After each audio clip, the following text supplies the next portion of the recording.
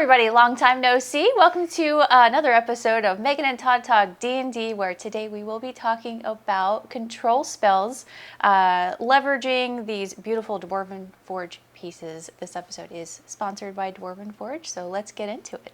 Yeah, so we have a lot of really cool stuff from Dwarven Forge. I find that mini-train is really helpful to kind of explain what's happening in combat. I certainly like Theater of the Mind, but there comes a point where you can come up with much more interesting things to do in D&D during combat if you know kind of the lay of the land. So we're talking about control spells. These can be very nasty. When you're looking at, if you're in a cavern, if you're in a hallway, if you're in a stairwell, there are spells that can basically shut enemies out and shut them down. And it provides a kind of a way of like avoiding combat or making combat even more lethal. If you think of 300, right? That the story of all of these armies trying to get through this very tiny space and a very few, 300 soldiers fighting them back because they had a tactical advantage. And you should think about D&D in the same way when you're looking at control spells. No, we're not talking about the best control spells, but some of our favorites today, so keep that in mind. Yeah, it is very much open to interpretation, and as always, if you try out any new control spells and you find that you enjoy something new that went well, let us know in the comments. One thing that comes to mind is World War Z, where the zombies are stacking up outside of that wall. Right. If you were to cast something like Whirlwind and just create a zombie tornado, basically. I think things might go worse for you then. Yeah, but it's fun chaos. Whirlwind is one of those spells that kind of like can do many things at the same time. It is certainly a control spell. You can move people around. It is a disaster for anyone who interacts with it. One of my personal favorite spells is relatively low, is Web. For the same reason the Whirlwind is very effective, is it's not a strength saving throw, it is a strength check. Mm-hmm. And that means that the proficiency bonus is not applied. It's straight up your strength modifier and a 1d20 and nothing else. So you might even be incredibly strong, like your enemy might, but Web and something like Whirlwind can still be highly effective, especially as your spell DC goes up higher and higher. It becomes harder and harder for them to resist. Mm-hmm. It scales well. Like Web is a nightmare. It's a nightmare spell because it can cause you to be restrained, which means that you have disadvantage on attacks against other people. People have advantage on attacks against you. It's suddenly... Does that count as difficult terrain? It's difficult terrain as well. Okay. And if you want to knock your socks off, you can set it on fire and do a little bit of extra fire damage as well. But yeah, it takes effort to get out of Web. And Web is just evocative and fun. But it is a relatively low-level spell that can shut down a hallway, shut down a stairwell, or any kind of tight space. Or just out in the open, cast Web on a bunch of monsters and get the heck out. And you're fine, or have lots of advantage. Or if you're not in combat and you're in one of these tunnels and you need to take a long rest, you can just use it to cast yourself a nice little web hammock and take a nap. Yeah, I certainly would feel like the web would dissipate, but if you want to make a web hammock, I'm not going to stop any character from flavoring things. And that kind of brings us to another point. One of your favorite spells is grease. Mm-hmm. You love using grease. You always flavored it as Sophia's with butter. And literally. Yeah, literally. And grease is interesting because it's the spell that I feel like a lot of people want to change and allow them to.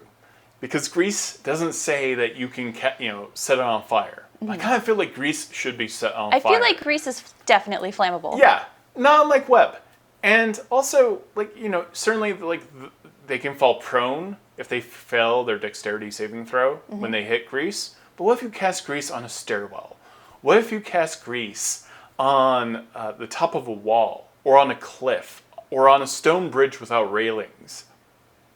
I almost feel like Grease, when someone slips, should have to move 5 feet randomly in a direction. I agree. Almost like confusion, like a mini confusion. So I feel like and I feel like that should shut down a lot of monsters. Like if monsters are on the side of a cliff face and they see that you've cast Grease, why? Why would you do it? Why would you try to keep going?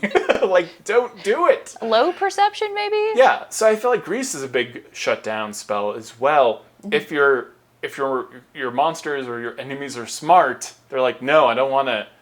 Like, maybe I'll get my save, but is it worth it to like fall prone? No, it's never worth it. And if it's downstairs, I mean, and one thing I've learned the hard way, especially when you're in a tunnel, is use Grease very cautiously when you're around your friends. Yeah, so you don't knock them prone. But one thing that you mentioned before this video, we were talking about Whirlwind in lava pits. yeah, It's a very fun concept. So it's interesting. Like Whirlwind is a pretty high level spell, but it does say very specifically, it can hold on to someone and you can move them about. So you can put them into dangerous situations. So say that you cast Whirlwind, and then you move the Whirlwind over a lava pit, or a pit of acid. Well, now we're talking about improvising damage, which I love to do, and I would like to reward players for doing that. And we have another video about environmental damage that we're going to delve into later. But that's when it can get really nasty. Imagine you have someone in a Whirlwind, and you just move that Whirlwind over to... Because it does say objects that are not secured, and lava's not secured, so why wouldn't you be able to pick it up in a whirlwind? I mean, lava's a bit heavy, but I would argue that like embers at least would be flying up, and some fire would be turning into a fire tornado, and certainly acid. Little bubbles of acid in there. Yeah, like tornadoes hitting water are a real thing.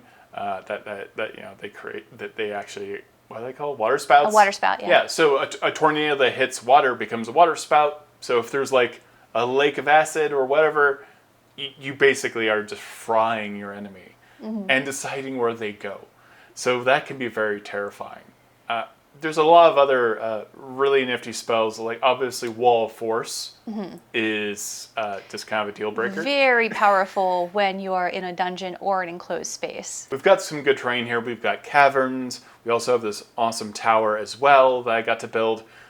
And imagine, just think about how easy it is to shut down a tower.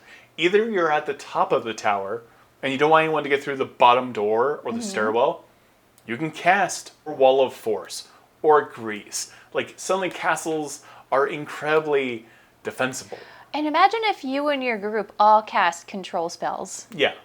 You could totally shut it down. And that's again, like, what if you have an army with you and you're the casters in this group and you're like the war wizards and you're the ones who are funneling the army into this very specific location. You kind of did this as well. We were testing a long time ago the Unearthed Arcana for the Wildfire Druid, and I sent an entire horde of zombies at you. And at the time, with that UA, like when there was a dead body, you had the option of igniting that body on fire. Oh yeah, that's right. So you're in a graveyard, and the zombies couldn't really like effectively climb over tombstones. Like that was like difficult terrain for them. So they were all funneling. We were using minis. They're all funneling in between the gravestones. But as you were knocking down these zombies, they became giant. And the things of fire themselves doing damage to the zombies around them. And that then was the a lot zombies, of fun. Yeah. Surprisingly survivable as one player surrounded by a horde of zombies. The fire elemental that I got too was super helpful. You were down to like 1 hit point. Yeah. And you went against a lot of yellow musk zombies. It escalated really quickly, but druids are very powerful classes, so and they I don't think I would have made it if I wasn't a druid. They've got some solid control. They've got some solid control spells. Yeah, they're a great control class. Obviously, the negative is a lot of those are concentration, as well they should be. I always get tripped up on concentration spells. Slow is a really good spell as well, but like nothing really beats. Nothing beats any of the wall spells are all, I think, really fun. They all have a different flavor of what they can do. Now, one of my favorite control spells is Time Stop. I mean, which is really tricky. it's kind of a time. It's certainly a control spell in the fact that it's controlling time. Yeah, you're controlling time. And I've gone through a lot of Reddit posts and forums just kind of talking about how people feel like the spell time stop is pretty weak because as soon as you affect something or someone, your spell is over. So you have to be really creative in what you do and time it out perfectly.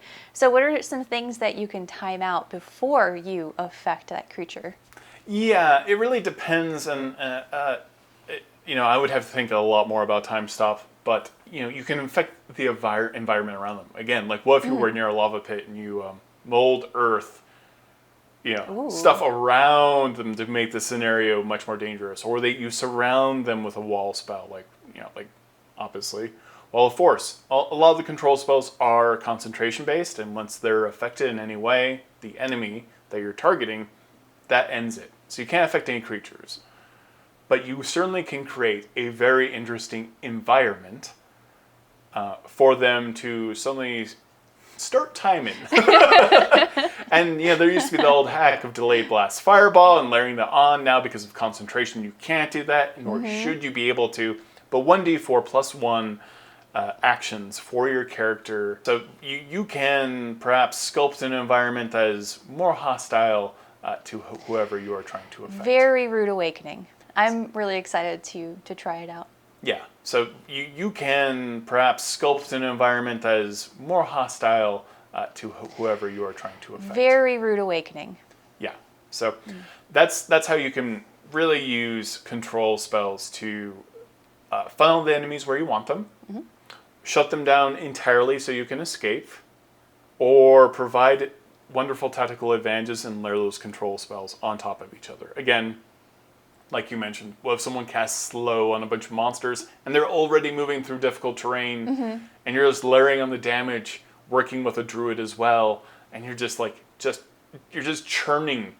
You're just turning it into a blender against all these enemies that are trying to get through. Yeah. On top of that, you got like melee classes or people who are shooting bows into the fray, and then you've got like a really effective team that can take down an army. Especially if you're like defending a tower like this one.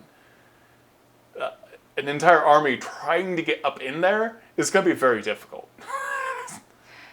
You were talking earlier about the sequence of control spells that a group can cast together. So I think you mentioned Confusion. Confusion is really, really super nasty. It is a nasty control spell. It's another one of those that can potentially do a lot of damage because, depending on the roll, when someone fails against Confusion, they may take no action, they may attack someone next to them, they may run in a random direction, full speed, no matter what. Sucks if you're on a wall. Yes. Right? Like that enemy might just jump off the wall or jump into lava because Confusion. Because you're confused. Yeah. So there are a lot of posts, there's a lot of great videos with different control spells. These are just a few of our favorite ones. There are obviously Hold Monster, Hold Person. Yeah. These are all standard. Like Hold Monster can cause a flying monster to just plummet to the ground and take tons of falling damage and go splat.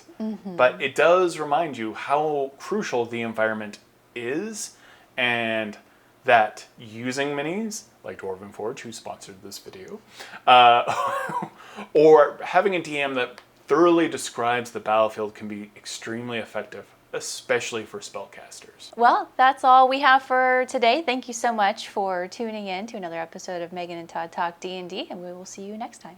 Bye.